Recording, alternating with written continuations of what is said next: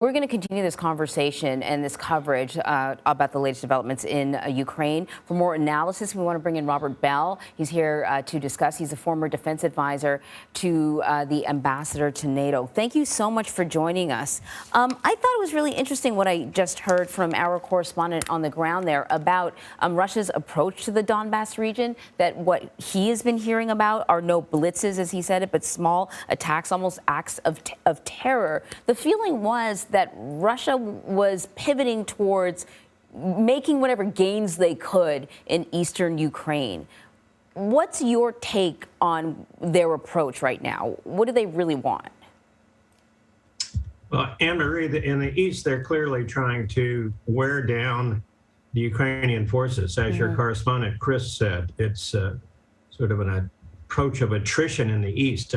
The Russians are fighting with these battalion tactical groups, BTGs, that each have about 900 troops in them.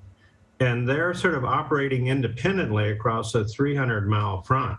So you will see some places where the Russians are making gains and other places where these BTGs are being repulsed.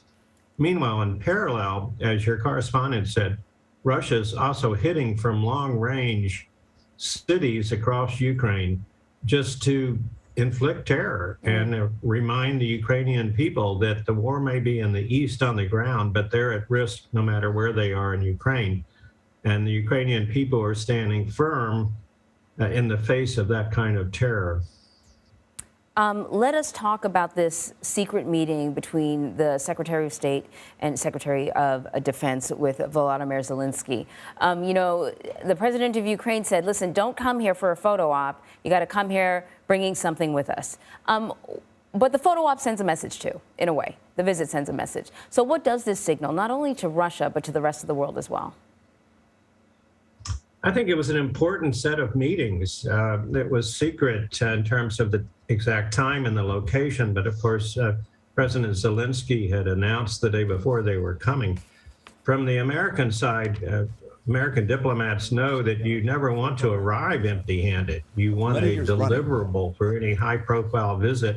And it seems to me in this case that Tony Blinken and Secretary Austin certainly delivered with the foreign military financing package, and particularly the announcement of our full re-engagement diplomatically, bringing our embassy back in from Poland, and finally getting to the point where the president has announced a nominee for an ambassador in Kyiev.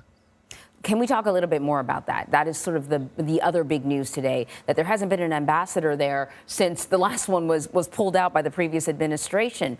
What does this say? What do we know about Bridget Brink? Well, I think we know two things.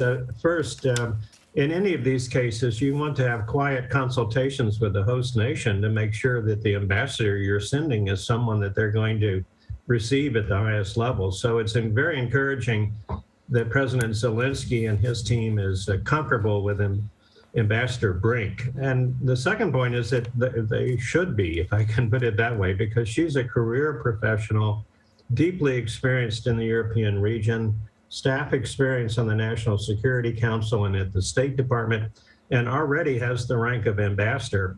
From her perch in Slovakia, she's been engaged in this war, not on the military side so much, but the humanitarian aid side.